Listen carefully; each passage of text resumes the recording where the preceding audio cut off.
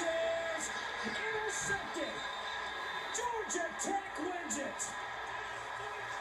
DJ White with his 4th pick of the year, but the biggest one of 2014 for the Jackets.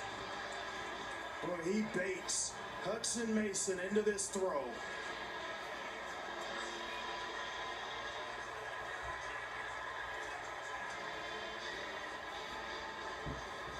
Stared it down a little bit too long, Dave. Made it look like it was open, baited him into the throw, and then stepped right in front of it.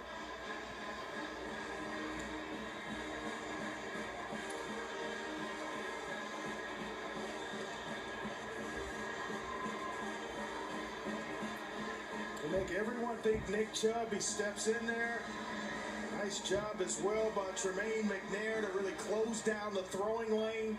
Gives him a big body in front. And then there, beating him to the football and getting out in front is DJ White, who has had an outstanding football game for Georgia Tech.